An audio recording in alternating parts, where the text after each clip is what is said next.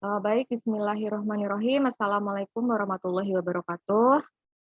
Waalaikumsalam warahmatullahi wabarakatuh. Assalamualaikum warahmatullahi wabarakatuh. Ya, alhamdulillahirrahmanirrahim.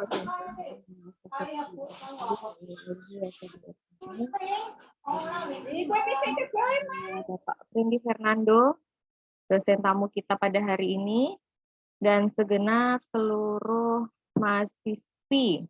Kebetulan cewek semua, jadi mahasiswi ya. Pak Fendi ini jadi gabungan antara semester 2, 4, dan 6 sebenarnya yang saya wajibkan. Kemudian ada semester atas yang sudah tidak aktif di perkuliahan, tapi saya maksudnya tidak aktif di materi ya, yang tinggal skripsi, tapi mungkin mau mendengarkan tema yang menarik hari ini. Salawat dan salam tak lupa juga kita haturkan kepada junjungan Nabi Agung Muhammad SAW. Dan syafaat beliau yang baik. Amin. Tidak perlu berpanjang lebar.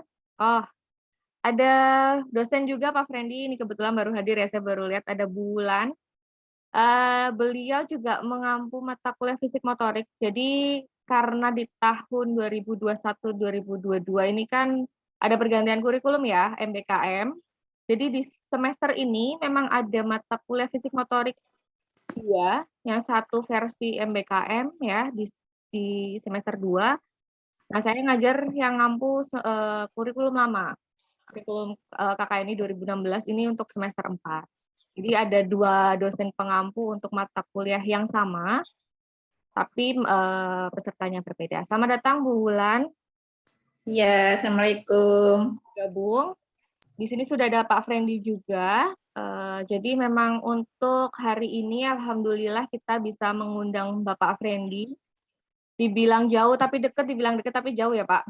Kita masih satu kabupaten teman-teman. Jadi Pak Fendi ini adalah dosen prodi yang sama, jauh tapi di STAIS Majenang. Ya, jadi satu kabupaten tapi ini di sebelah barat nih. Gitu. Beliau ini juga sama dengan Bu Wulan sedang studi lanjut ya ke S3-nya. Kita doakan semoga diberi kelancaran, diberi kemudahan nanti sampai selesai biar nggak lama-lama ya. Mata kuliah ini sebetulnya adalah mata kuliah fisik motorik ya, pengembangan fisik motorik. Hanya saja memang untuk temanya apa saya sampai lupa. Kita ambilnya itu adalah outbound kids ya Pak Fendi ya. Karena kebetulan di PIAUD-nya STAIS Majenang itu ada mata kuliah outbound. Tapi mata kuliah pilihan apa ya Pak? Atau mata kuliah wajib? Wajib juga Mas. Wajib ya. Sekarang. Ya, jadi di sana ada mata kuliah yang cukup menarik dan ini sebenarnya kan juga nyambung juga dengan perkuliahan fisik motorik ya. Karena fisik motorik yang seperti kita sudah kenal ada pembagiannya adalah motorik kasar dan halus. Nah, nanti kita akan lebih mendalami lagi, lebih spesial kalau dikemas fisik motorik dalam bentuk outbound kit itu seperti apa? Apakah hanya motorik kasar saja atau sebenarnya motorik halusnya itu juga bisa terstimulasi ya? Nanti akan dibahas lebih rinci oleh Pak Fendi. Sebelumnya mungkin itu perkenalan penyampaian dari saya tentang Pak Fendi. Nanti beliau bisa memperkenalkan diri lebih lanjut tentang sosok Pak Fendi ini dan mungkin mata kuliah yang diampunya, atau teman-teman juga boleh menanyakan yang berkaitan dengan PIAUD atau lebih tepatnya dengan tema pada hari ini ya. Monggo saya persilakan waktu dan tempat kepada Pak Fendi untuk bisa memaparkan. Share screen sendiri ya Pak. Oke, siap. Teman-teman, jika tidak ada kendala sinyal, mohon untuk diaktifkan kameranya ya.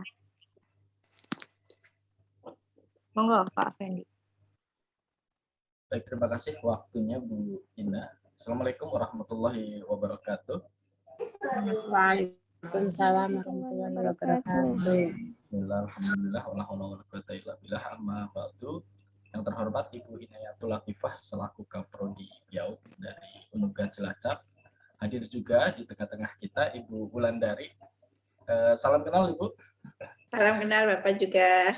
Salam kenal dan salam hangat juga untuk teman-teman semuanya. Ini adalah eh, semacam pertemuan pertama ya saya dengan ibu-ibu semuanya, karena memang beberapa hari yang lalu Ibu Inayatul menghubungi saya untuk kemudian kita visiting lecture seperti itu.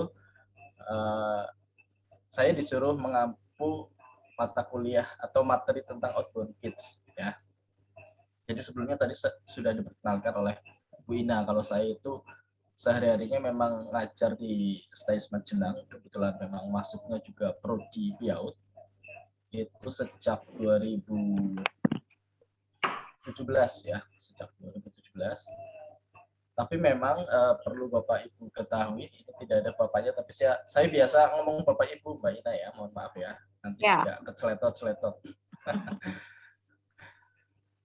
Saya bukan background asli PAUD ya, jadi saya itu backgroundnya lebih ke bimbingan konselingnya seperti itu, lebih ke psikologi anak dan lain sebagainya. Cuma memang dari tahun 2019 atau 3 tahun yang lalu, semenjak ada mata kuliah outbound kids ya, teman-teman dosen di sini menyarankan untuk saya kemudian mendalami tentang outbound kids sendiri, karena memang justru yang banyak berkaitan dengan PAUD di antara teman-teman lain di sini adalah saya seperti itu. Kalau yang lain memang murni akademisi seperti itu.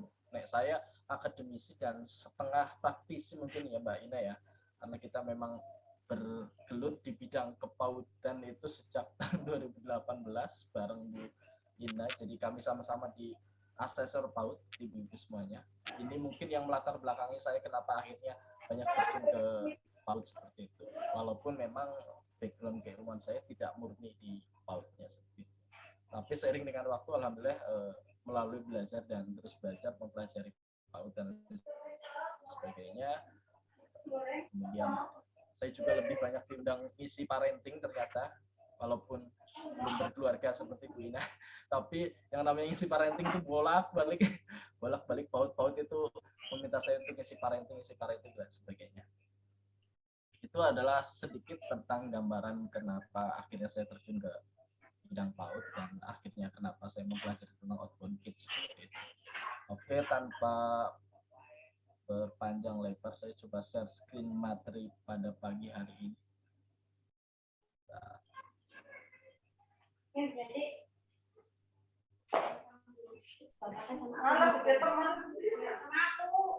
sama yang 50, komisi lagi.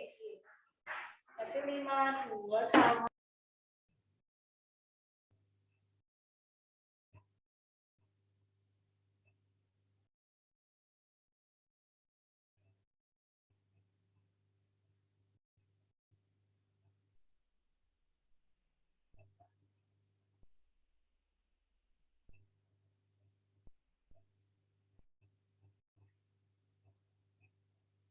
Sudah terlihat ya, Ibu-ibu semuanya?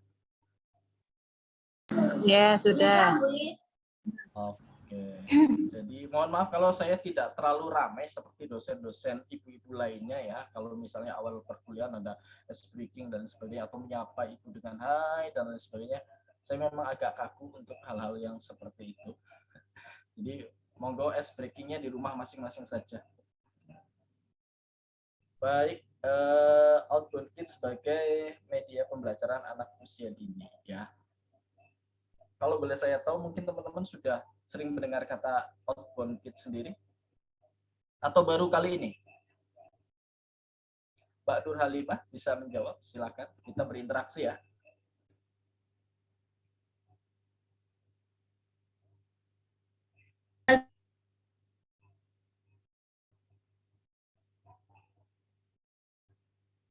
Suara saya terdengar ya? Jelas ya?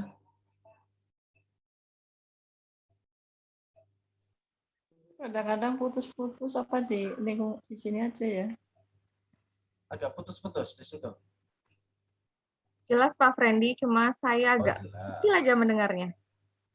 Oh iya, oke. Ya, baik. Oke, mungkin banyak dari kita yang memang sebelumnya sudah mendengar kata outbound kids ya. Khususnya kata outbound itu memang sudah sering sekali kita dengar. Outbound ya. Jadi Kalau yang biasa kita artikan secara sederhana itu permainan yang memang dilakukan di luar ya. Biasanya memang dilakukan di luar gedung, di luar kelas. Punya hal-hal yang memang berbau adventure seperti itu. Jadi petualangan, mencari cicak dan sebagainya, atau misalnya dengan permainan-permainan sederhana tapi memang dilakukan di luar, itu memang sudah dalam kategori outbound kids itu sendiri.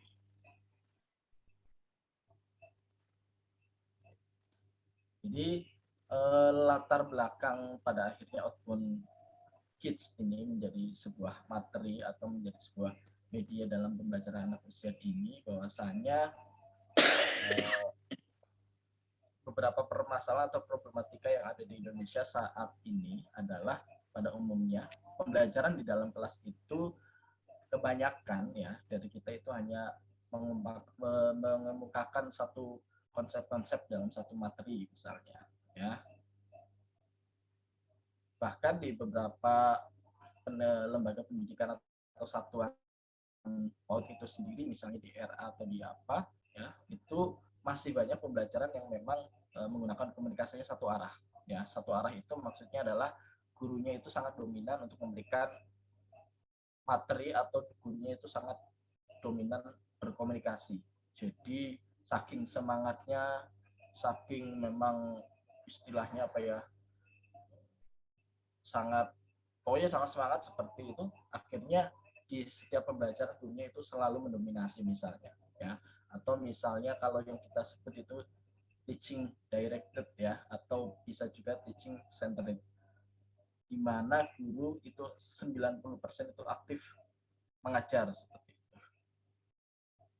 Padahal pendidikan itu dapat memberikan kesempatan dan pengalaman dalam proses pencarian informasi, menyelesaikan masalah, dan membuat keputusan bagi kehidupannya sendiri. Oleh karena itu, salah satu model pembelajaran alternatif yang saat ini sedang digemari dan diyakini lebih berhasil dari kegiatan ceramah adalah pendidikan luar ruang ya, atau outbound education, yang syarat dengan permainan yang menantang, mengandung nilai-nilai pendidikan, dan mendekatkan siswa dengan alam seperti itu. Jadi pembelajaran bagi anak usia dini tidak berorientasi pada sisi akademis saja, ibu-ibu semuanya, melainkan itu menitik beratkan pada peletakan dasar ke arah pertumbuhan dan perkembangan fisik, bahasa, sosial, emosional, atau tadi yang Bu Ina katakan ada fisik motorik ya, dengan lengkapnya fisik motorik ya, atau biasa kita sebut dengan kecerdasan jamak. Sehingga pendidikan anak usia dini pembelajarannya itu harus dapat mengakomodir semua aspek perkembangan anak dalam suasana yang menyenangkan dan menimbulkan minat anak seperti itu. Menurut Bertlet, pembelajaran lebih bermakna adalah proses pembelajaran yang membangun makna. Kemudian prosesnya melalui struktur kognitif sehingga akan berkesan lama dalam ingatan atau memori, atau terjadi rekonstruksi. Ya, jadi pembelajaran bermakna adalah pembelajaran yang memang nantinya akan membuat memori anak itu terngiang-ngiang atau lebih lama berkesan dalam ingatan seperti itu. Itulah yang namanya pembelajaran bermakna dibanding dengan pembelajaran yang biasa saja, yang klasikal misalnya, walaupun tidak sepenuhnya klasikal itu salah. Ya, tapi dengan kita memilih atau mengkonstruksikan sebuah pembelajaran bermakna itu nanti akan membuat anak lebih lama seperti itu untuk mengingat momen-momen yang mereka alami seperti itu. Sementara itu menurut John Dewey, pembelajaran sejati adalah lebih berdasar pada penjelajahan yang terbimbing ya, dengan pendampingan daripada sekedar transmisi pengetahuan bagi anak-anak ya. Pembelajaran merupakan individual discovery, petualangan seperti itu.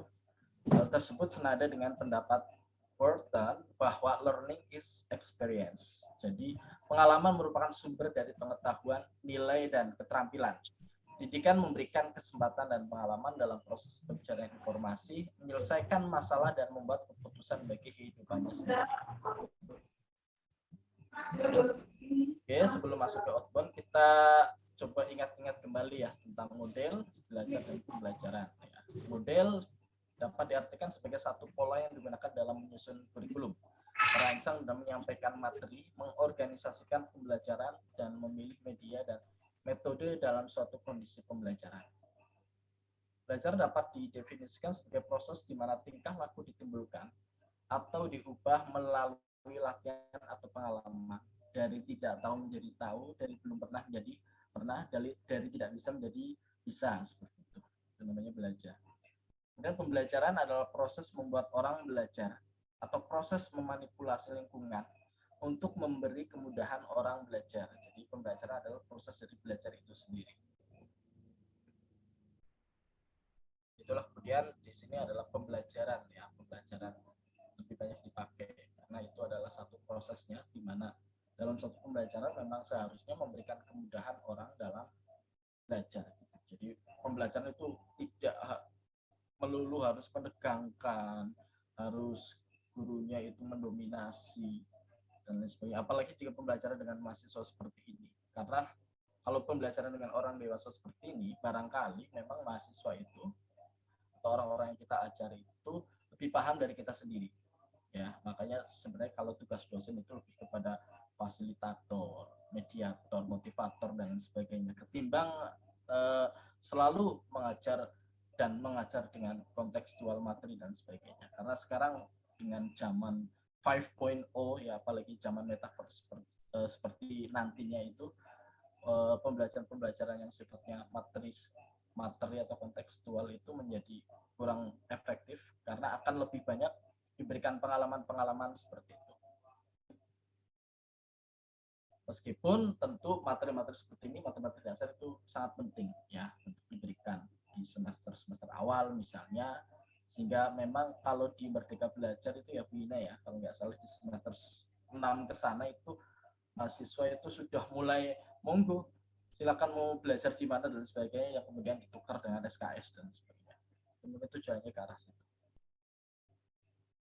Oke, selanjutnya model pembelajaran outbound ya. Pendidikan melalui kegiatan alam terbuka mulai dilakukan tahun 1821 saat didirikannya Round Hill School. Ya. Secara sistematik pendidikan melalui kegiatan outbound dimulai tahun 1941 di Inggris. Lembaga pendidikan outbound pertama dibangun oleh seorang pendidik berkebangsaan Jerman bernama Kurt Hahn dan bekerja sama dengan pedagang Inggris Lawrence Holt. Pembelajaran outbound adalah satu program pembelajaran di alam terbuka yang berdasarkan pada prinsip experiential learning, ya, belajar melalui pengalaman langsung yang disajikan dalam bentuk permainan, simulasi, diskusi, dan petualangan sebagai media penyampaian materi. Ya. Konsep pendidikan di alam terbuka kemudian berkembang sejak tahun 1970 di seluruh dunia termasuk Indonesia. Banyak lembaga pendidikan yang menerapkan outbound dalam proses pengajarannya. Penggunaannya mulai memberikan kontribusi positif terhadap kesuksesan belajar. Nah, jadi itu sekelumit tentang sejarah dari outbound itu sendiri, meskipun sampai sekarang memang yang saya tahu ya, sependek pengalaman saya itu, outbound, mata kuliah outbound kids ini memang masih jarang Bu Ina.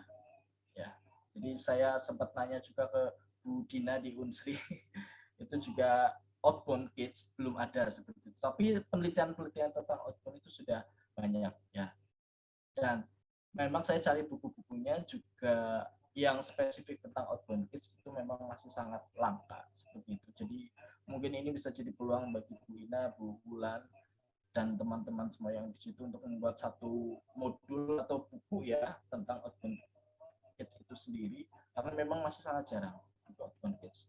Kalaupun ada, memang hanya penelitian-penelitian tentang outbound untuk anak-anak atau misalnya tentang permainan tradisional yang bisa dilakukan oleh anak-anak.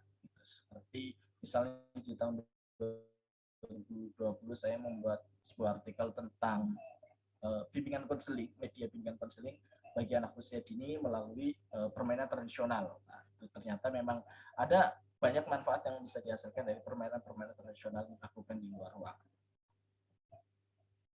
Kita kembali ke tujuan outbound. Berdasarkan sejarah yang telah dikemukakan, outbound adalah sebuah cara untuk menggali diri sendiri dalam suasana yang menyenangkan dan tempat penuh tantangan yang dapat menggali dan mengembangkan potensi, meninggalkan masa lalu, berada di masa sekarang, ya, here and now, dan siap menghadapi masa depan, menyelesaikan tantangan, tugas-tugas yang tidak umum misalnya, Menantang batas pengamatan seseorang membuat pemahaman terhadap diri sendiri tentang kemampuan yang dimiliki melebihi dari yang dikira. Jadi ini adalah konsep atau pengertian outbound secara umum seperti itu. Jadi dengan adanya tantangan, dengan adanya challenge, itu biasanya memang kita kemudian bisa mengeluarkan hal-hal yang memang selama ini tidak keluar, ya. Atau misalnya selama ini ada anak-anak introvert yang memang lebih senang berdiam diri, lebih senang tidak aktif, pasif seperti itu pergerakannya, hingga kemudian misalnya kita ajak untuk bermain outbound, ya mudah-mudahan itu akan menjadi salah satu media untuk kemudian dia bisa menampilkan kepercayaan dirinya. Tujuan outbound adalah menggali dan meningkatkan kemampuan yang dimiliki oleh anak melalui berbagai permainan yang ada yang dibuat menantang melalui media alam. Pada outbound, anak dituntut untuk belajar mandiri yang pertama, ya. Dalam arti luas, mulai dari mengatasi rasa takut, ketergantungan pada orang lain, belajar memimpin, mau mendengarkan orang lain, ya, bekerja sama seperti itu, mau dipimpin dan belajar percaya diri.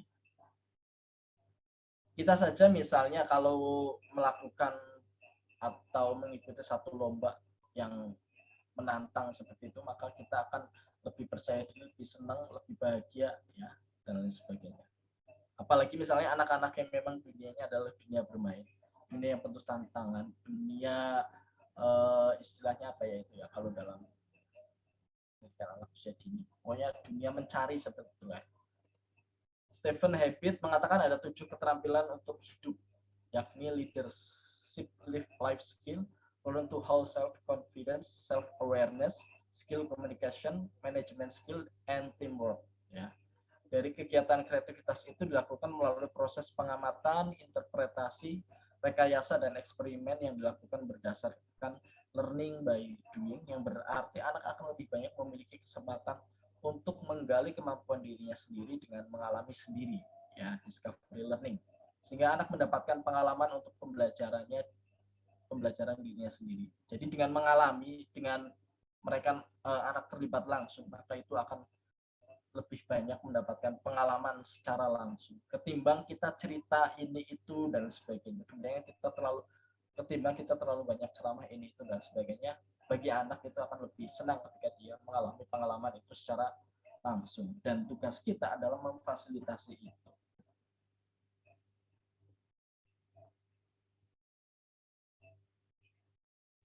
Adapun tujuan outbound menurut Adrianus dan Yuviarti antara lain yang pertama mengidentifikasi kelemahan dan kekuatan siswa, ya, dalam hal ini peserta didik. Dari kegiatan itu nanti akan lebih cepat terdeteksi mana siswa-siswa yang memang tadi bisa dikatakan fisik motoriknya itu masih kurang, ya, atau masih belum maksimal, belum optimal. Terus yang kedua, tujuannya adalah berekspresi sesuai dengan caranya sendiri yang masih dapat diterima lingkungan, karena kita ada aturan main seperti itu. Kemudian mengetahui dan memahami perasaan, pendapat orang lain, dan memahami perbedaan. Dengan cara mereka dikelompokkan, maka mereka akan berinteraksi secara intens, sehingga bisa memahami perasaan temannya, ya, atau leadernya, kemudian bisa atau mau menghargai pendapat dari orang lain atau temannya itu, serta memahami perbedaan-perbedaannya.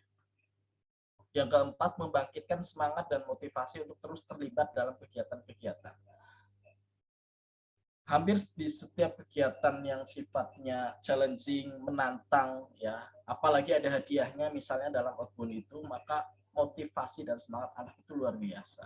Ya, itulah kenapa lomba-lomba Agustusan misalnya, secara sederhana kita lihat di lomba-lomba di kampung kita itu pasti didominasi oleh anak-anak, karena memang mereka itu sangat semangat, sangat termotivasi dalam hal yang sifatnya itu tantangan, ya, atau pengalaman secara langsung tadi. Terus kemudian lebih mandiri dan bertindak sesuai keinginan. Jadi dengan cara mereka ikut terlibat secara langsung, maka secara tidak langsung mereka itu sedang melatih kemandirian mereka untuk berjuang sendiri, misalnya untuk mempertahankan tim saya, untuk mempertahankan kelompok saya. Kemudian lebih empati dan sensitif dengan perasaan orang lain. Kemudian mampu berkomunikasi dengan baik. Dalam outbound biasanya memang dilakukan secara berkelompok ibu-ibu ya. Itu secara tidak langsung akan melatih komunikasi anak. Karena anak harus dapat bekerja sama. Kalau pengen timnya tidak kalah misalnya seperti itu, atau kalau pengen timnya tidak gagal dalam melaksanakan outbound, maka dia harus berkomunikasi dengan temannya. Maka mau tidak mau akan terjalin itu yang namanya komunikasi dengan teman-teman lain yang ada di situ. Terus kemudian mengetahui cara belajar yang efektif dan kreatif. Jadi pada akhirnya dengan berkelompok mereka akan sama-sama membuat sebuah strategi misalnya untuk memenangkan atau untuk meraih tujuan di outbound tersebut. Kemudian memberikan pemahaman terhadap sesuatu tentang pentingnya karakter yang baik. Nah, ini jadi secara tidak langsung program outbound juga memberikan pemahaman tentang karakter yang baik. Misalnya karakter saling menghargai tadi. Karena misalnya dalam satu kelompok outbound itu ada satu kelompok saja yang memang tidak kompak ya, atau ngeyel misalnya dalam satu kelompok anak-anak itu, maka itu nanti kelompoknya atau timnya akan kalah dan tidak jadi mendapat hadiah misalnya. Kemudian menanamkan nilai-nilai positif sehingga terbentuk karakter siswa melalui berbagai contoh nyata dalam pengalaman hidup. Nah, tadi misalnya, oh ternyata kelompok saya itu tadi tidak kompak, kelompok saya itu tadi nggak koordinasi dulu, atau nggak saling menghargai dan sebagainya. Nah, dengan begitu mereka akan terlibat dalam pengalaman bahwasanya misalnya dalam satu kelompok kok tidak saling menghargai, tidak kompak, tidak mau nurut, ya akan gagal seperti itu. Ya, itu adalah salah satu nilai-nilai positif seperti itu. Atau misalnya dalam satu kelompok kok anggotanya tidak percaya diri, tidak berani, tidak bertanggung jawab terhadap pekerjaannya misalnya atau terhadap tanggung jawabnya, maka akan gagal. Seperti itu. Itulah nilai-nilai positif yang kemudian bisa diambil dari permainan outbound itu sendiri. Kemudian membangun kualitas hidup siswa yang berkarakter. Nah, ini adalah sebagian kecil dari hikmah atau sisi positif dari kegiatan outbound adalah untuk membangun kualitas hidup siswa yang berkarakter melalui permainan-permainan yang dilakukan secara langsung. Ya. Jadi anak itu tidak kemudian teralienisasi di rumah hanya dengan gadget ya, kemudian di sekolah juga hanya mendengarkan, tapi memang anak akan terlibat, anak akan bersosialisasi dengan teman-temannya melalui kegiatan outbound ini. Kemudian menerapkan dan memberi contoh karakter yang baik kepada lingkungan. Nah, biasanya memang dengan adanya outbound itu akan banyak dilihat oleh orang, akan banyak oh ternyata Masya Allah dunia anak-anak luar biasa, anak-anak itu jujur, anak-anak itu semangat, anak-anak itu pantang menyerah ya. Nah, jadi orang-orang lain pun akan menilai, oh inilah misalnya salah satu media untuk membangkitkan atau membangun karakter yang baik untuk anak-anak seperti itu.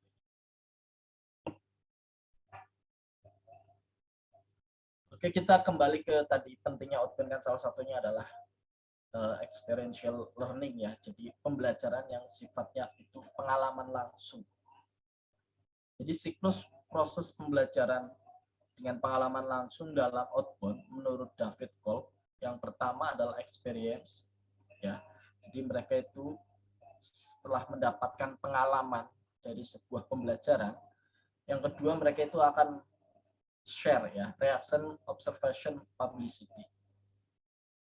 Jadi mereka akan mengeser pengalaman itu dalam bentuk tingkah laku, dan kemudian dari share tingkah laku itu ada sebuah proses ya, ada sebuah proses bahwasanya proses untuk memahami arti pengalaman yang didapatkan.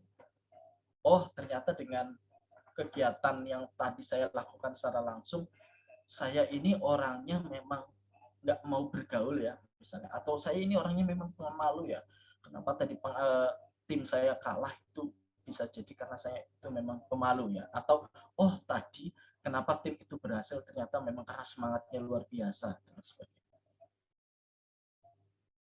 Nah, dari proses mulai menganalisis pengalaman yang tadi didapatkan dalam outbound misalnya, terus kemudian proses selanjutnya adalah generalize ya, atau untuk menghubungkan pengalaman dengan dunia nyata. Oke, jadi kalau misalnya tadi dalam permainan itu kok tidak kompak, itu akan gagal.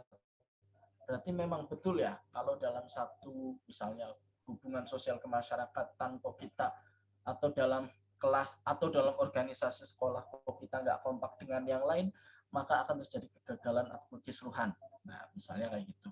Ya, jadi dari pengalaman kemudian di-share melalui reaksi atau melalui kegiatan atau melalui aktivitas, kemudian ada sebuah analisis proses dari situ, dan dari analisis proses kemudian kita hubungkan dengan hal umum yang terjadi di dalam dunia nyata kita. Nah, dari kita menganalisis kemudian kita menghubungkan dengan dunia nyata, kemudian kita yang terakhir adalah mengapply, ya. Jadi bagaimana pembelajaran tadi itu kemudian kita aplikasikan dalam konsep atau dalam permasalahan yang berbeda, seperti itu. Ya, jadi setelah tadi mendapatkan pengalaman, mendapatkan analisis, kemudian kita hubungkan dengan dunia nyata, maka kemudian kita bisa mengapply atau kita bisa memanfaatkan pengalaman tersebut dan analisis tersebut dalam konsep permasalahan yang berbeda. Oke, berarti saya nanti di sekolah, kalau misalnya lagi diajar bu guru kok saya nggak nurut, kok saya nggak kompak, berarti nanti kelas kami atau sekolah kami atau pembelajaran kami itu akan gagal misalnya, ya. Atau misalnya kita, oh berarti kalau misalnya tidak bekerja sama dengan baik dengan teman-teman kita, dengan di dalam satu organisasi kita, misalnya ibu-ibu di lingkungan PAUD, maka untuk mencapai tujuan pembelajaran itu tidak bisa, ya. Jadi dari generalisasi kemudian di apply, diterapkan ke dalam berbagai persoalan atau berbagai hal di dalam hidup kita, seperti itu. Itu adalah experiential learning, ya, pembelajaran yang berbasis pengalaman langsung. Mengacu pada gambar di atas, pada dasarnya pembelajaran experience ini sederhana, dimulai dengan melakukan, refleksikan, dan kemudian terapkan, ya. Jadi jika dielaborasi lagi, maka akan terdiri dari 5 langkah yang tadi saya jelaskan, ya. Jadi proses mengalami, proses berbagi, atau dirasa-rasa atau analisis pengalaman tersebut, diambil hikmahnya yang seperti saya jelaskan, ya, atau generalize, dan diterapkan dalam permasalahan atau problematika yang berbeda. Begitu seterusnya kembali ke fase pertama alami, ya. Siklus ini sebenarnya never ending. Jadi akan selalu bisa kita terapkan dimanapun dan kapanpun dan sampai kapanpun, seperti itu. Jadi tidak mesti dalam satu pengalaman saja kemudian kita menerapkan itu. Sebenarnya teknik-teknik seperti ini bisa kita terapkan di segala macam permasalahan atau aktivitas kehidupan. Mungkin saya jelaskan lagi ya tadi mengenai experience versi dari Wes. Ya, Wes menjabarkan deskripsi siklus sebagai berikut. Langkah pertama experience. Apa yang dimaksud dengan experience? Ya, yaitu biarkan peserta didik yang kita bimbing itu mengalami dengan melakukan hal tertentu, ya, perform and do it. Dalam kasus ini adalah melakukan trik service yang mengecoh lawan, ya, misalnya dalam output yang sifatnya itu bagi orang dewasa. Kemudian yang kedua adalah share, berbagi rasa atau pengalaman, adalah melakukan proses sharing alias berbagi rasa. Semua peserta didik diminta untuk mengemukakan apa yang dia rasakan. Seperti itu. Kemudian langkah ketiga adalah proses atau analisis pengalaman. Tahap ini adalah tindak lanjut dari tahap kedua, yaitu proses menganalisis berbagai hal terkait dengan apa, mengapa, bagaimana trik serve tersebut dilakukan.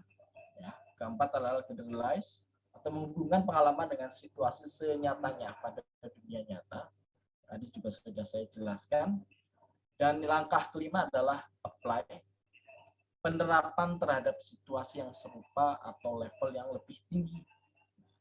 Jadi langkah terakhir adalah sama dengan langkah 4, namun dalam hal ini level penguasaan ditingkatkan ke hal baru yang lebih tinggi. Jadi misalnya dalam outbound yang sederhana, kemudian ditingkatkan dalam outbound yang lebih challenging, yang lebih menantang, misalnya itu boleh-boleh saja, tergantung apa tujuan dari pembelajaran yang diinginkan oleh guru itu.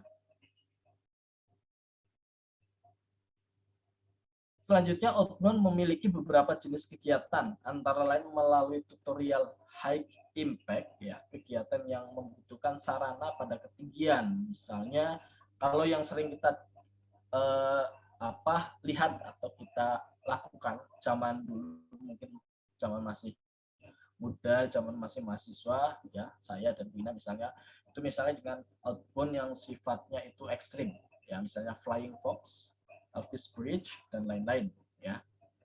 Low impact, jadi yang tadi pertama high impact, kemudian low impact, kegiatan yang dilakukan tanpa sarana di ketinggian, ya. Training dan berbagi jenis game, permainan desain khusus untuk pencapaian tujuan yang diharapkan. Outbound untuk anak usia dini sebatas pada jenis kegiatan high impact sederhana, ketinggian yang disesuaikan dengan usia dan tinggi anak. Tapi tidak mesti harus yang sifatnya benar-benar ketinggian, ya, ibu-ibu semuanya. Kemudian low impact dan games, di mana ketiganya dapat dimodifikasi menjadi sebuah permainan yang menarik bagi anak. Jadi kalau kita berpikir outbound itu adalah yang di mana anak itu digelantung dari gedung satu ke gedung lainnya, misalnya, itu tidak seperti itu. Jadi pada prinsipnya outbound adalah apa? Pembelajaran yang dilakukan di luar ruangan yang memang menantang bagi anak, ya, yang memang ada tujuannya, ada maknanya seperti itu. Sehingga beberapa outbound yang memang sudah dilakukan di kampus kami, misalnya STAIS Macinang, itu memang benar-benar diterapkan di halaman seperti itu, dengan desain, dengan konsep yang memang sudah disiapkan oleh mahasiswa atau oleh gurunya untuk anak seperti itu. Prosedur kerja dalam outbound, ya, ini yang menjadi penting karena selama ini mayoritas teman-teman guru, ya, yang sebenarnya pengalaman saya itu memberikan pembelajaran yang sifatnya misalnya outing class seperti itu, ya, itu tanpa tanpa tujuan yang jelas. Jadi pokoknya ayo kita jalan-jalan keluar seperti itu, kita melakukan games ini dan sebagainya. Jadi anak memang betul mengalami pengalaman secara langsung, tapi tadi anak mungkin tidak bisa terlalu banyak berbagi rasa, berbagi pengalaman, karena dia tidak tahu, oke, saya ini disuruh ngapain, ya, dia hanya disuruh bercerita misalnya, ya. Tapi kalau dalam outbound itu beda, ibu-ibu, ya. Jadi ada tahap persiapan, pelaksanaan, dan perakhiran. Biasanya memang dalam satu konsep permainan outbound itu diberikan judul, ya. Ya, judulnya itu judul apa, Pak, gitu. Judulnya itu judul permainan itu sendiri. Boleh dimodifikasi antara 1, 2, 3 permainan menjadi satu, ya. Bisa juga dimodifikasi permainan sifatnya fisik dengan permainan yang sifatnya itu mengolah kognitif anak. Itu bisa. Prosedur yang pertama adalah tahap persiapan.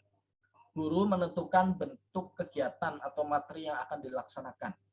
Guru menentukan waktu pelaksanaan, di jam pelajaran atau di luar jam pelajaran, dan tempat, ya, tempat-tempat mana saja yang akan digunakan dalam pelaksanaan, dan guru mempersiapkan peralatan yang akan digunakan. Ya, jadi tempat juga memang harus dipersiapkan. Ketika memang kita punya halaman yang sempit, itu nanti bagaimana, atau bisa nggak, Pak, misalnya hujan itu dilakukan di dalam ruangan. Kalau misalnya memang tempat atau luas ruangannya itu memadai untuk kegiatan outbound di mana anak itu bisa berinteraksi, ya, tanpa harus saling bertabrakan misalnya, itu boleh-boleh saja.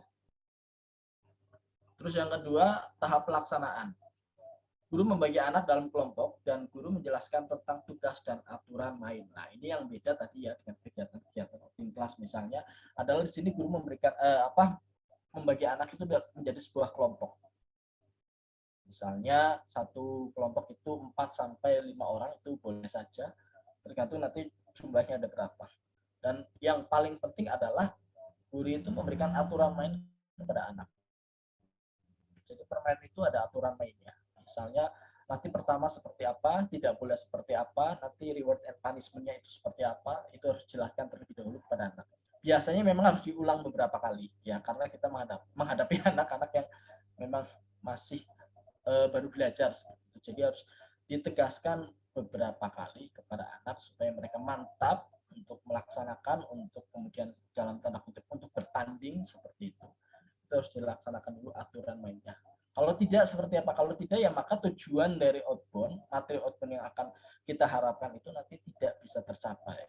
Ya, misalnya praktikum yang dilakukan di dalam kelas kami saja, ketika memang sudah dijelaskan dengan sangat gamblang kepada ibu-ibu ya, sama Bu Ina, jadi di kelas kami juga ibu-ibu mayoritas ya, itu ternyata outbound-nya tidak mesti berjalan dengan lancar, tetap saja mereka ada yang nggak maksud ya, atau salah pemahaman dan lain sebagainya.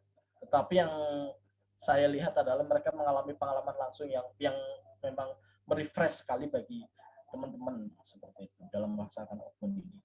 Kemudian yang selanjutnya adalah tahap pengakhiran. Ya. Tahap pengakhiran itu berupa laporan dari masing-masing kelompok dan refleksi, mereview seluruh kegiatan dari tiap siswa.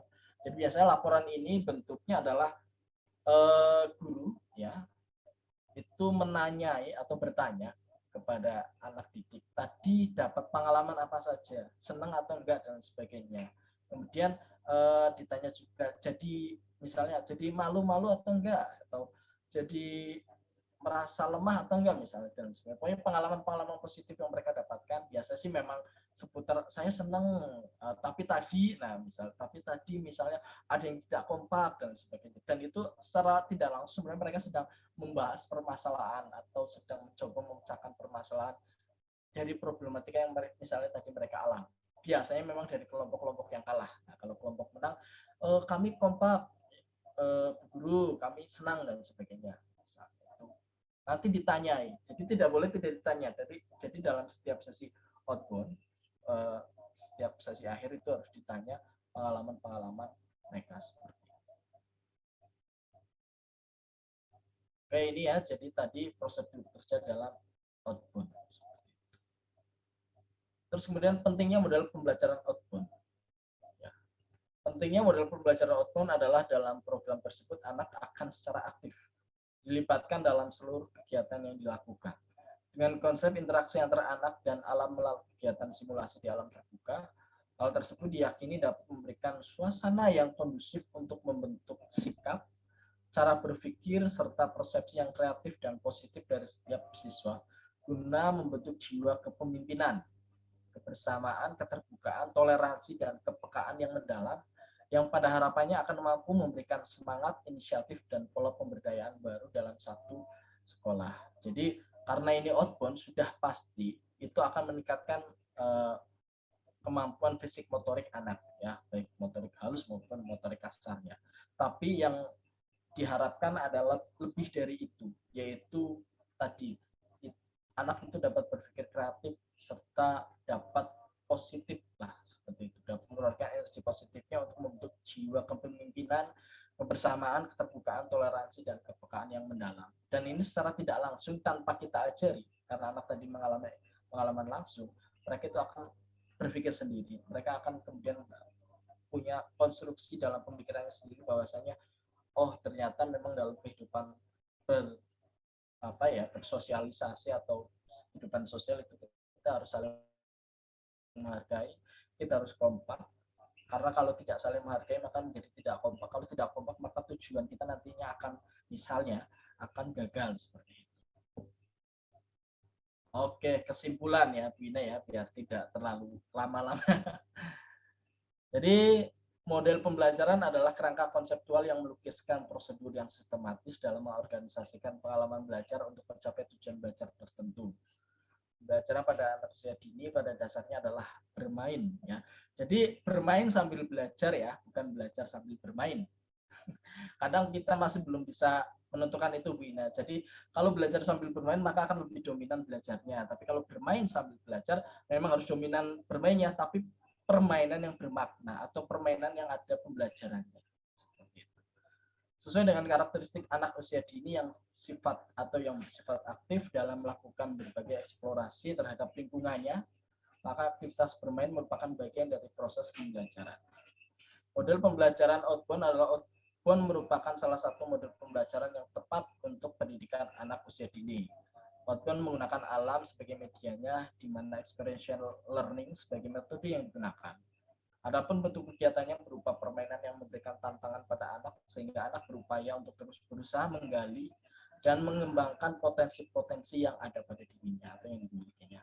Sejatinya outbound adalah kegiatan yang terfokus pada pengembangan diri seseorang, tetapi pada akhirnya outbound dapat juga dilakukan untuk menyampaikan materi-materi yang terdapat pada kurikulum pembelajaran nasional.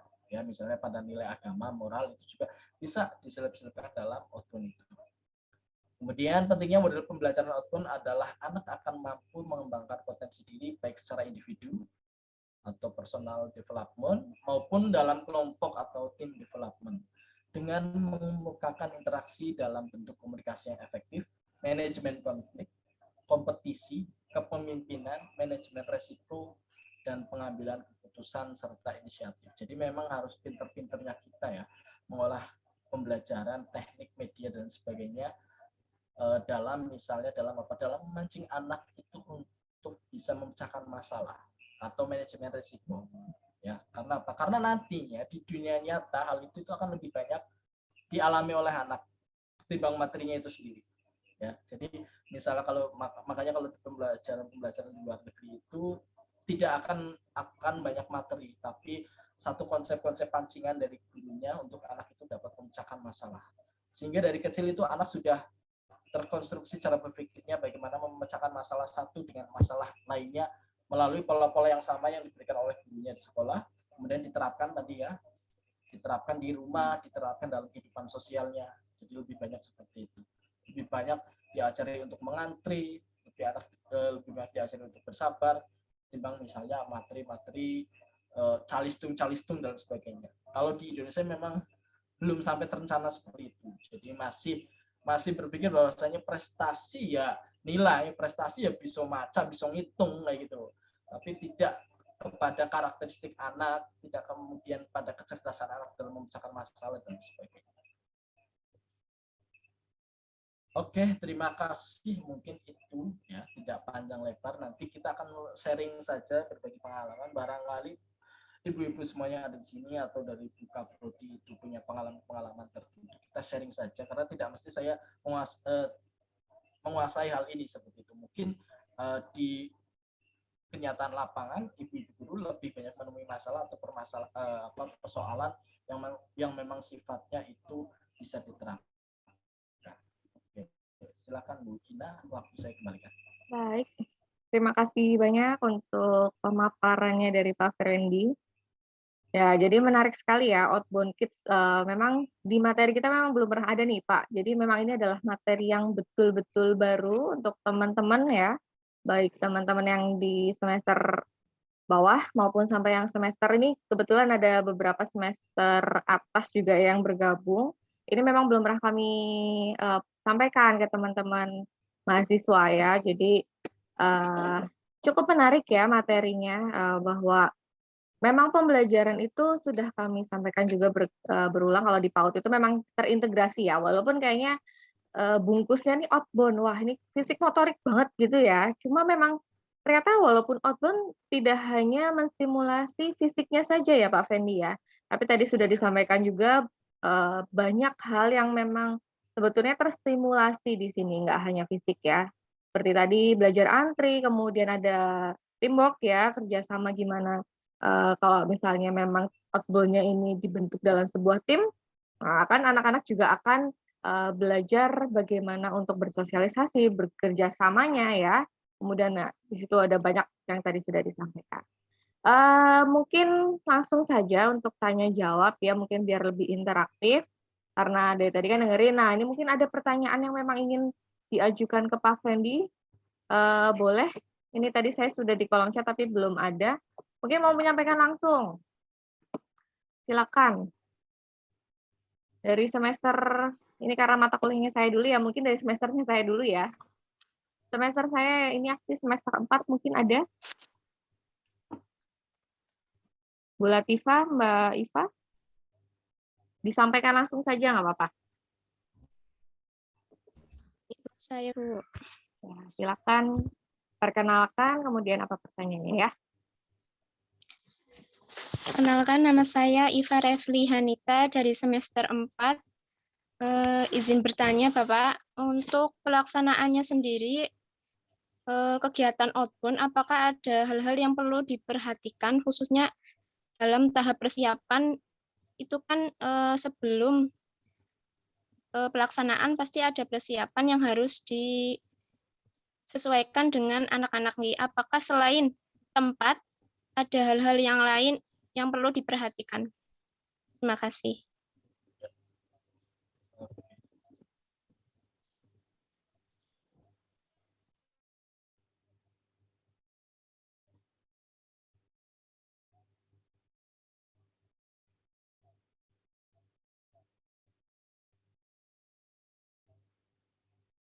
Yang lain dulu, monggo. Ada lagi, silakan. Pertanyaan lain? Mungkin tidak hanya pertanyaan, mungkin misalnya ada yang tadi belum jelas, boleh misalnya minta penjelasan ulang Pak, lebih mendetail boleh.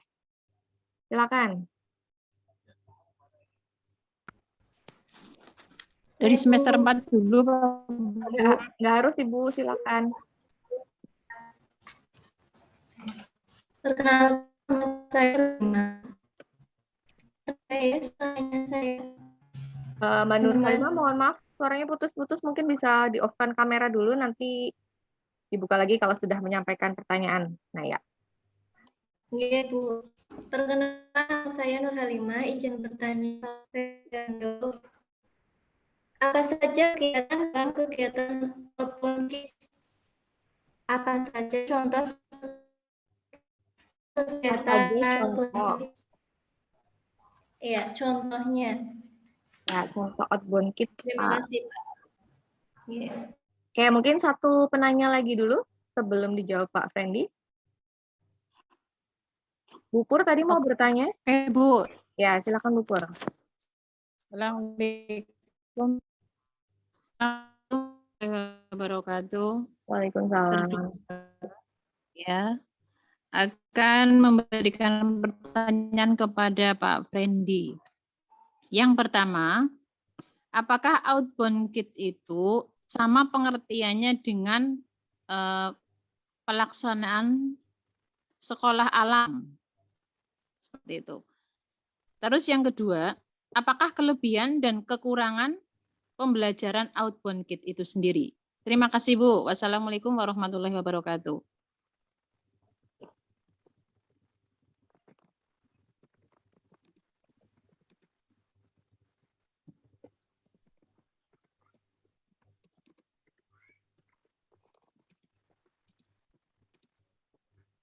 Oke, sudah 3 penanya ya.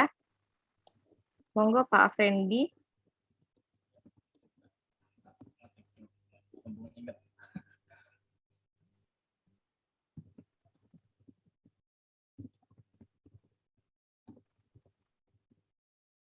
Yang lain boleh sambil menyiapkan pertanyaannya ya, nanti akan dibuka sesi pertanyaan lagi.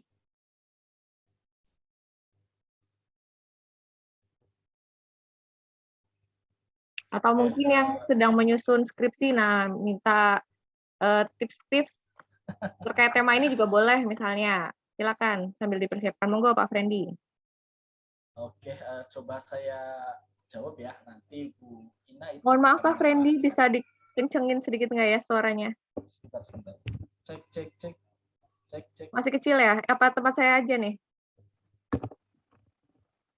Yang lain? Suaranya Kecil, Bu, dari tadi ketan suaranya agak jauh.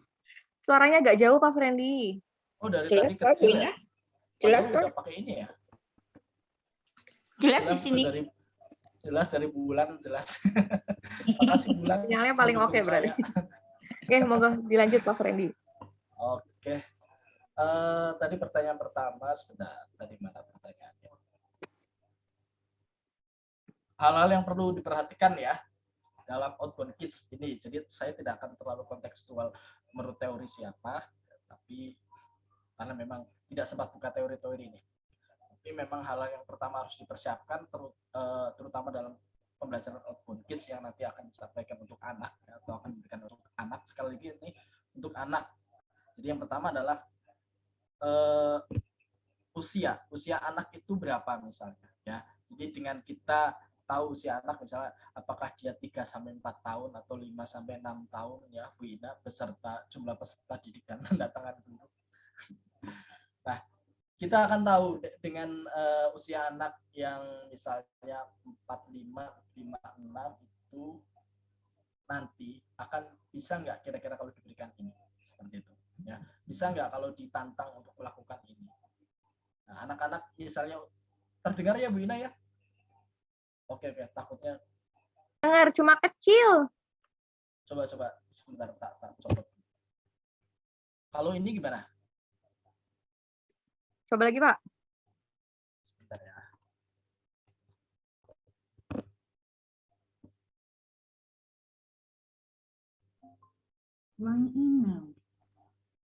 Nggak di tempat saya aja ya berarti ya? Sekarang gimana Bu Ina? Terdengar jelas nggak? Jelas sih, cuma memang masih kecil. Tapi nggak apa-apa, Pak, kedengaran. Oke. Jadi tadi ya kita harus tahu dulu, kita perhatikan dulu usia anak itu usia berapa. Jadi sehingga nanti permainan yang bisa kita rencanakan itu bisa memang cocok bagi anak seperti itu. Yang kedua adalah alat dan bahan. Jadi ini yang perlu kita garis bawahi juga, bahwasanya dalam outbound kids tidak mesti harus alat dan bahan yang sifatnya ekstrim atau yang jarang ada atau jarang kita miliki ya, tapi bisa menggunakan alat dan bahan yang memang ada di sekitar saja, tapi kemudian kita aplikasikan melalui kegiatan bermain secara tim, seperti itu ya. Jadi misalnya dengan karet gelang saja itu sudah bisa dilakukan outbound loh ya, melalui kegiatan estafet karet gelang. Mungkin kita masih ingat permainan zaman dulu ya, yang karet gelang dimasukkan dalam sedotan ya, kemudian ada 5 orang, nah itu saling estafet seperti itu, ada yang ngambil pakai mulut, kemudian pindahkan pakai mulut juga melalui sedotan dan lain sebagainya. Nah nanti misalnya di posko ya, misalnya di pos kedua nanti ada permainan misalnya mengenalkan warna di situ atau mencocokkan warna untuk menuju ke pos 3. Nah, dari pos 3 ke pos 4 nanti ada permainan apa lagi yang lebih menantang, misalnya merangkak ya, atau misalnya bukan merangkak ya, jalan jongkok dan sebagainya, itu nanti bisa. Pokoknya bisa digabungkan dengan beberapa kegiatan yang sifatnya untuk menstimulasi aspek kognitif ya, juga fisik motoriknya. Itu alat dan bahan juga harus disesuaikan, jadi tidak harus alat dan bahan yang tidak ada di sekitar kita seperti itu, tapi bisa menggunakan alat bahan yang ada di sekitar kita. Kemudian faktor keamanan ya, ibu-ibu semuanya, faktor keamanan itu juga penting karena ini pembelajaran outbound, maka kita benar-benar harus memilih tempat yang dalam tanda kutip steril seperti itulah ya, dari gangguan kendaraan motor dan sebagainya. Karena kan kadang halamannya itu tanpa pagar ya, jadi langsung ke jalan atau ke lapangan seperti itu, harus diperhatikan faktor keamanannya. Terus kemudian waktunya, jadi waktunya jangan sampai outbound itu dilakukan misalnya pada siang hari sekali jam 10.30 baru outbound. Nah itu bisa dilakukan pada saat pagi hari seperti itu misalnya. Jadi apa, supaya anak itu tetap bisa terjaga seperti itulah ketahanan fisiknya. Dan yang terakhir itu yang mesti diperhatikan adalah manfaat dari outbound itu sendiri apa. Jadi jangan sampai kegiatan itu tidak ada manfaatnya. Jangan sampai kita hanya membuat kegiatan materi yang pokoknya jalanin aja, misalnya kayak lomba-lomba misalnya, tapi memang kita harus merencanakan dulu, manfaatnya itu nanti kita akan lebih dominan untuk melatih leadership-nya anak misalnya ya, atau lebih dominan untuk melatih kepercayaan diri anak. Itu nanti bisa dikonsep permainan-permainan yang bisa meningkatkan kepercayaan diri, kepemimpinan dan lain-lain, itu nanti apa saja seperti itu. Terus kemudian pertanyaan kedua ya, contoh dari permainan outbound itu misalnya seperti apa ya? Ya tadi saya pernah yang memang di sini dilakukan itu kayak misalnya kemarin lah ya, itu ada estafet karet gelang yang kemudian dikombinasi dengan tadi pencocokan warna, atau misalnya permainan lain yang membutuhkan kekompakan ya, jadi misalnya memakai sarung tapi tanpa tanpa putus seperti itu loh. Jadi memasukkan sarung ke dalam tubuh, kemudian ditransfer ke teman lainnya sebanyak 5 orang seperti itu, tapi tanpa putus. Itu bagaimana? Nah, jadi kan mereka nanti secara nggak langsung harus memecahkan masalah itu. Tanpa putus ini maksudnya tanpa kita cuma istilahnya melepas sarung kita kemudian dikasihkan teman, enggak, tapi memang estafet, jadi melalui tangan terus ke sana ya, atau tadi karet gelang estafet atau misalnya cepet-cepetan mengisi air ke dalam botol, itu juga bisa dikombinasikan. Tapi nanti tetap dikombinasikan dengan sifat-sifat yang permainan-permainan yang memang dapat meningkatkan aspek kognitifnya anak, ya, atau misalnya dengan huruf-huruf keaksaraan itu juga bisa dikombinasikan. Jadi memang dalam outbound itu biasanya ada kombinasi game atau permainan, bukan hanya satu, ya. Itu yang perlu diingat dan digarisbawahi. Jadi nanti sampai finish itu ada beberapa permainan yang memang harus mereka lalui. Kalau cuma satu permainan itu biasanya hanya dominasi misalnya di fisik motoriknya saja, itu nanti yang menang ya yang memang misalnya berbadan besar dan lain sebagainya, ya. Tapi dengan dikombinasikan dengan fisik motorik dan kognitif dan sebagainya, itu nanti akan persaingannya itu akan lebih ketat. Karena bisa jadi si yang badannya besar ini setelah mengerjakan tadi mencocokkan warna, huruf, aksara dan sebagainya, itu dia tidak terlalu bisa sehingga bisa dikejar oleh tim lainnya. Itu akan lebih menarik nanti ketimbang satu hanya dua permainan. Yang penting itu. Jadi boleh ya. Jadi sifatnya itu bebas saja, tidak mesti outbound itu harus tadi bergelantungan dan sebagainya, tidak mesti. Tapi yang sifatnya itu permainan di luar, menantang, ada manfaatnya dan ada maknanya, dan boleh dikombinasikan beberapa permainan, baik permainan yang sifatnya modern maupun permainan yang memang tradisional seperti kita dulu ya. Misalnya ada Sunda Manda, itu juga bisa jadi apa istilahnya bahan tantangan seperti itu untuk menuju ke pos selanjutnya, itu harus melewati Sunda Manda dulu, itu juga boleh ya. Atau tadi memasukkan paku, yang permainan-permainan kayak kita lomba-lomba anak kecil dulu ya, itu boleh saja. Memang saran saya itu tetap harus diberikan permainan yang sifatnya itu meningkatkan atau menstimulasi aspek kognitif anak tadi. Banyak permainan itu mungkin sudah ibu-ibu kuasai seperti itu.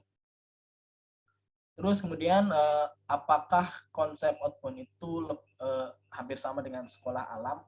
Tentu berbeda ya Ibu ya, karena kalau sekolah alam itu memang semua materi pembelajaran apa dilakukan di dalam ya, atau di alam seperti itu, tidak di dalam gedung ya, jadi di alam ini juga tidak mesti alam bebas gitu, tapi tetap ada semacam pendopo dan sebagainya, itu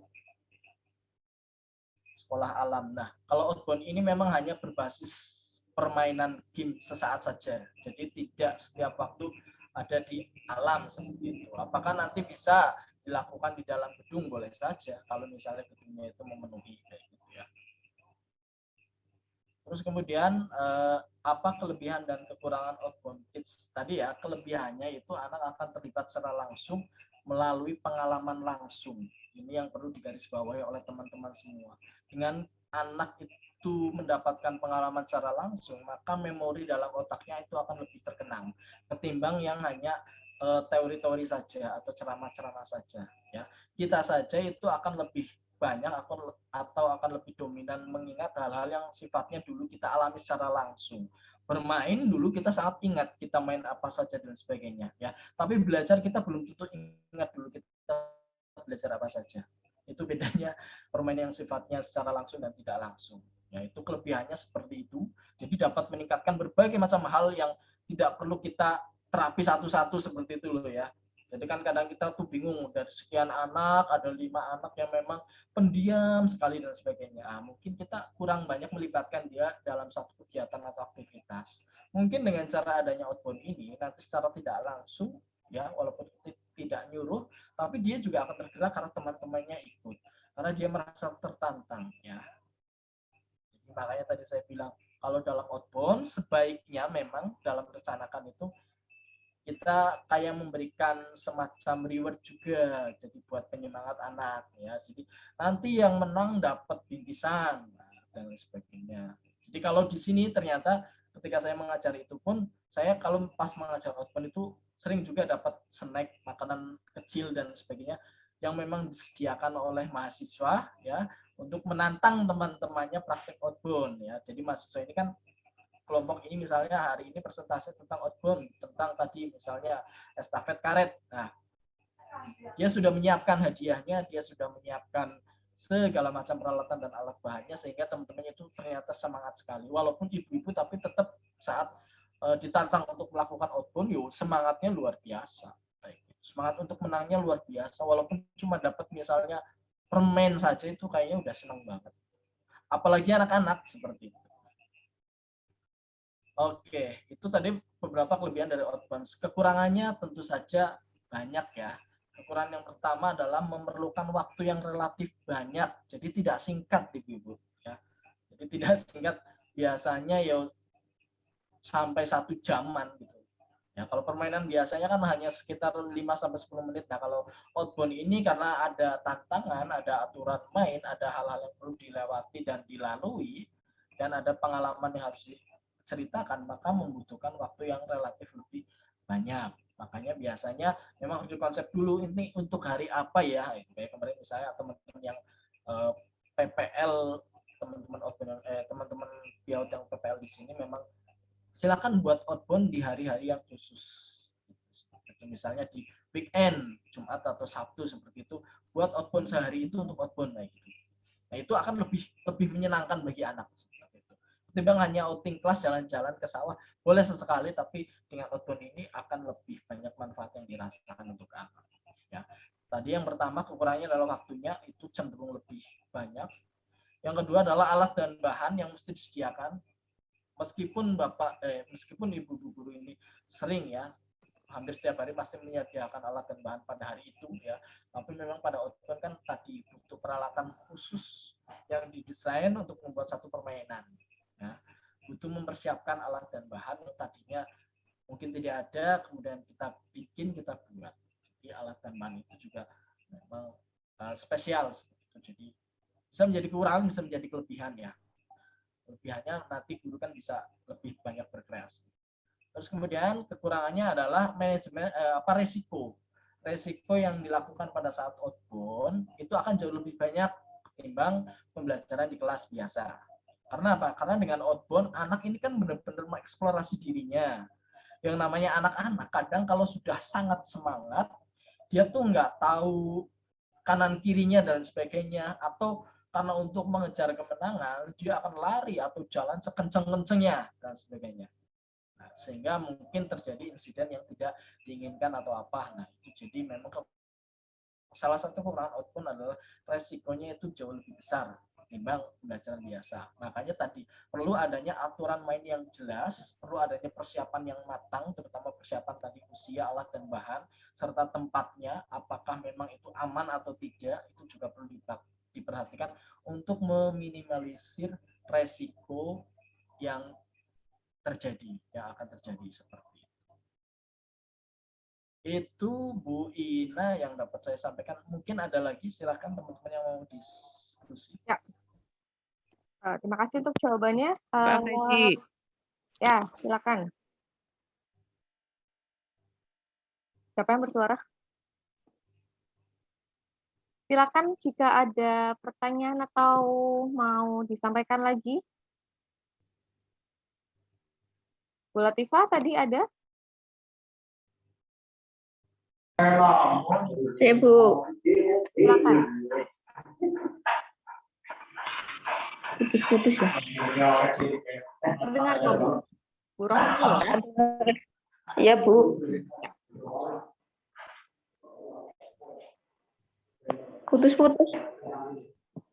Disampaikan, ini terdengar sih, Bu. Oh, terdengar. Iya. Baik, Assalamualaikum warahmatullahi wabarakatuh. Saya Rohmini dari semester 8 ya. Mau tanya, untuk kegiatan outbound itu sebaiknya dalam satu semester itu dilaksanakan berapa kali? Mungkin kan kalau di PAUD seringnya permainan-permainan biasa. Kalau seminggu sekali atau berapa? Tapi kalau untuk outbound itu berapa ya? Baiknya itu loh. Terus untuk anak-anak, kan kalau diperlombakan itu kan biasanya kalau dapat hadiah, itu semuanya harus dapat. Terus itu solusinya gimana kalau anak-anak itu dapat semua atau apa mau salah satu, 1, 2, 3? Kayak gitu, Pak. Gitu aja. Ya, terima kasih Bu Rohmini. Ada yang lain dulu sebelum dijawab oleh Pak Freddy, biar sekalian. Monggo, atau Bu Wulan? Ada lagi? Oke, mungkin bisa sambil dijawab dulu Pak Fendi. Oke, baik ya. Jadi kalau di sekolah-sekolah ibu-ibu semuanya kan misalnya tadi tiap minggu ada permainan-permainan biasa yang memang dilakukan seperti itu. Tapi itu sifatnya masih biasa, sekedar permainan, sekedar outing kelas dan sebagainya. Nah, biasanya memang outbound ini karena tadi memerlukan berbagai macam persiapan yang matang, ya idealnya biasanya sebulan sekali ya boleh gitu ya. Tapi kalau misalnya Pak sebulan sekali juga terlalu sering Pak, kami tidak bisa menyediakan hadiah seperti di pautnya Bu Ina gitu kan. Loh ya bisa 2 bulan sekali. Jadi tidak ada batasan waktu secara khusus ya, tapi lebih sering ya akan jauh lebih baik gitu seperti itu. Karena nanti anak biasanya juga akan menunggu, Bu, kapan outbound lagi, karena bagi mereka itu adalah satu satu media refresh yang memang menantang, juga ada hadiahnya gitu kan, pasti kan akan lebih menyenangkan. Jadi memang beda antara permainan biasa dengan permainan outbound. Nanti anak juga akan merasakan bedanya seperti itu, karena dengan permainan outbound mereka akan lebih banyak merasakan pengalaman yang memang terkonsep kayak gitu ya. Beda ketika mereka dicul silakan bermain bola, silakan bermain gelantungan gitu dan sebagainya. Itu mungkin iya mereka bermain, tapi saya yakin tidak semuanya akan bermain itu. Ya, akan juga ada anak yang kemudian berdiam diri saja lah, mau nganu bebas saja ya. Tapi dengan adanya outbound, dengan adanya aturan main, apalagi dengan adanya hadiah, reward, itu mereka akan lebih menantang dirinya untuk ikut dalam permainan, termasuk misalnya anak-anak yang tadinya pendiam itu akan lebih oke, karena saya masuk tim ini maka saya harus bertanggung jawab terhadap tim saya. Jadi boleh ya tadi sebulan sekali, boleh 2 bulan sekali. Kalau 1 semester sekali ya agak terlalu jauh sih, agak terlalu lama. Jadi nanti ya anak ya boleh-boleh saja karena tidak ada aturan bakunya, tapi anak akan lebih sedikit mendapatkan pengalaman yang bermakna tadi. Jadi kalau misalnya ibu-ibu timbang hanya menyuruh anak bermain biasa, lebih baik dikonsep dengan outbound tadi. Nah, terus kemudian permasalahan yang pelik ini yang negara juga mungkin belum sanggup untuk menjawabnya ya. Bagaimana hadiah bagi yang tidak menang? Nah, ini memang ini adalah problematika terbesar bagi anak usia dini ya. Saat mereka kalah, itu seakan-akan mereka itu terhina gitu loh. Seakan-akan mereka itu tidak disayang oleh gurunya. Sehingga biasanya memang mulai dari cemberut, mulai dari nangis ya ada saja yang seperti itu. Memang pada akhirnya kalau yang kemarin dijelaskan dan dikonsepkan pada pembelajaran di sini adalah baik yang menang maupun yang kalah itu akan mendapatkan hadiah dengan jumlah atau nominal yang berbeda kayak gitu ya. Jadi memang tadi modalnya menjadi agak besar ya ibu-ibu semuanya ya. Tapi sebenarnya jika misalnya yang kalah ini cukup diberi biskuit atau permen satu saja itu ya insya Allah sudah dapat menenangkan mereka lah seperti itu. Tapi tetap dikemasnya juga dikemas seperti hadiah. Jadi kalau memang praktek-praktek yang di sini memang akan selalu mendapat hadiah, baik yang menang maupun yang kalah. Termasuk dosennya juga mendapat hadiah ya. Kalau Bu Ina nanti mengadakan mata kuliah ini, tiap minggunya Bu Ina itu akan dapat hadiah nanti dari mahasiswa. Kalau punya, kalau tidak punya jangan dipaksakan Bu Ina ya. Intinya seperti itu ya Bu Rohmini. Terima kasih mengingatkan saya tentang hadiah ini, betul. Bisa. Untuk ini lagi ya, kalau untuk outbound itu permainannya itu bebas atau setiap permainan itu diulang lagi atau gimana Pak? Maksudnya besok ganti apa gitu apa gimana? Oh iya betul Ibu. Jadi diusahakan itu memang bergantian Ibu, biar pengalaman mereka juga semakin berganti ya. Biar dalam memecahkan masalah juga mereka akan terus terasah. Karena itu secara tidak langsung sebenarnya permainan outbound itu mengasah anak untuk memecahkan masalah. Ya. Kalau kita kan selama ini ya Bu Ina ya, pembelajaran saintifik itu apa misalnya yaitu bikin gunung Merapi meletus itu saja.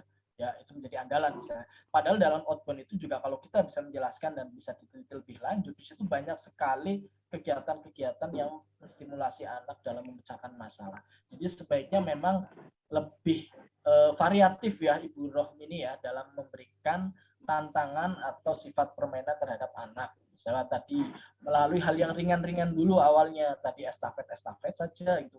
Kemudian nanti yang kedua itu lebih kepada motorik kasarnya juga mulai diasah, kemudian kepada permainan-permainan kognitif yang lebih agak rumit seperti itu tidak masalah bagi anak. Toh memang bentuknya permainan. Itu Oke, terima kasih. Ya, Terima kasih, Pak. terima kasih Bro Mini. Sama-sama. Habis ini kayaknya langsung mau bikin outbound ini Pak Frendy. Oh iya, bagus sekali nanti. Langsung dipraktekkan. Ya, karena memang outbound ini menjadi salah satu ini ya, selingan. Jadi biar nggak selalu belajar di dalam kelas atau misalnya belajar di luar kelas tapi tanpa tujuan yang memang persiapkan dengan matang begitu. Oke, ada lagi tidak ya? Sudah 11:30. Mungkin terakhir jika ada. Sambil dinyalakan kamera ya, kita belum foto bersama. Oke, sepertinya juga sudah tidak ada Pak Frendy karena hari Jumat juga. Ini mau Jumatan ya. Mungkin ada closing statement dari Pak Frendy. Terakhir, monggo. Oke, jadi pada intinya ya Ibu-ibu semuanya bahwasanya pembelajaran pada anak usia dini itu bukan hanya menuntut kreativitas pada anak, tapi gurunya juga wajib kreatif. Ya, salah satunya melalui kegiatan outbound ini, maka kita dituntut untuk lebih banyak mengeksplor dan juga mengingatkan kembali memori-memori kita dulu, pembelajaran apa sih yang asik bagi kita dulu. Nah, itu bisa diterapkan pada anak sebenarnya pada zaman sekarang. Ketimbang tadi dengan kita mengurangi kegiatan-kegiatan yang sifatnya fisik, pada akhirnya anak itu akan lebih hobi dengan hal-hal yang sifatnya itu individualis, ya, pegang gadget dan sebagainya. Tapi dengan kita menstimulasi anak untuk terus melakukan kegiatan fisik, bersosialisasi, bekerja sama, berinteraksi, insya Allah itu akan lebih banyak memberikan memori atau kesan bagi anak yang sifatnya itu lama seperti itu ya. Jadi tidak sebentar itu, anak akan mengingat memori itu. Dan itu penting bagi kita semua. Monggo kita sama-sama berjuang ya dalam dunia pendidikan anak usia dini, dunia yang kadang diremehkan tapi sebenarnya dalam aplikasinya itu luar biasa penerapannya. Dan itu mudah-mudahan dapat menjadi amal baik bagi teman-teman semuanya seperti itu. Jadi harapan saya tetap semangat, terutama ini yang sedang menyiapkan akreditasi juga saya ikut menyemangati, semangat ya. Mudah-mudahan segera kelar, lancar, dan hasilnya nanti dapat memuaskan seperti itu. Amin. Demikian yang dapat saya sampaikan. Kurang lebihnya masih banyak sekali kekurangan tentu dalam penyampaian saya ya. Dari Bu Bulan tadi sebenarnya saya harapkan masukannya juga Bu Bulan. Dan terima kasih juga sudah menyimak dari awal hingga akhir bagi Bu Bulan, Bu Ina, dan teman-teman yang lainnya. Mudah-mudahan sehat selalu. Salam hangat dari Majenang. Terima kasih. Assalamualaikum warahmatullahi wabarakatuh. Terima kasih untuk Pak Frendy, pemaparan yang sangat luar biasa ya dengan materinya. Nanti saya share ya. Tadi Pak Frendy sudah nge-share ke saya ya. Ya, sudah. Ya, nanti saya share ke teman-teman, siapa tahu ada tadi ya kayak semester 8 mungkin ada, atau semester 6 yang masih bingung tema-tema skripsi, boleh menjadi salah satu alternatif pandangan ya, bahwa fisik motorik atau misalnya permainan itu juga tidak itu aja ya. Nah, ini salah satunya adalah permainan outbound kids yang bisa teman-teman lebih kembangkan lagi. Baik, karena waktunya juga sudah melebihi batas ya, mohon maaf Pak Frendy. Sekali lagi terima kasih banyak sudah bisa bergabung, berbagi bersama kami walaupun via virtual ini ya. Karena memang pandemi ini bawa hikmah juga sebetulnya ya.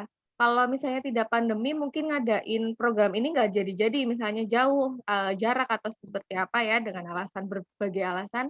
Tapi dengan adanya pandemi juga membawa hikmah, ternyata kita juga bisa bertemu walaupun via Zoom ya, bisa mencari ilmu nih dari Majenang gitu.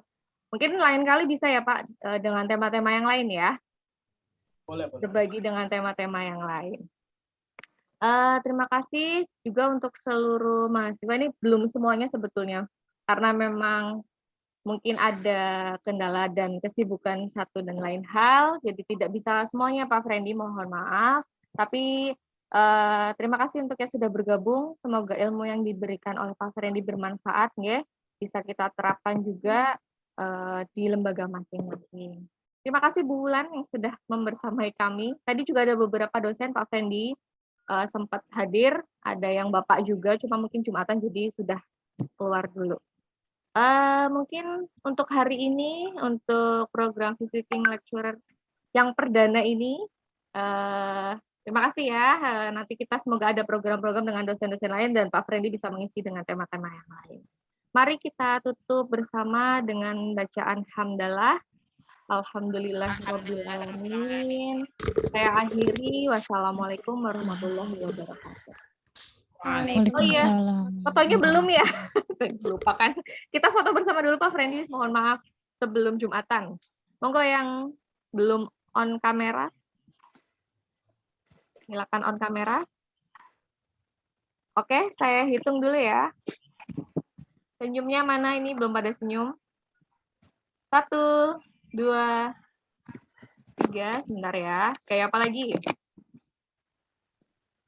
Kayak bebas? Oke, jempol boleh kayak Bu Cici. 1, 2, 3. 1 lagi kayak bebas. Bebas yang bebas-bebas. 1, 2. Oke. Terima kasih banyak. Silakan melanjutkan aktivitasnya yang masih di lembaga. Hati-hati pulangnya. Pak Friendly, monggo selamat Jumatan. Terima kasih banyak. Oke. Ya, terima kasih Pak Friendly. Sampai jumpa lagi. Sampai jumpa kembali.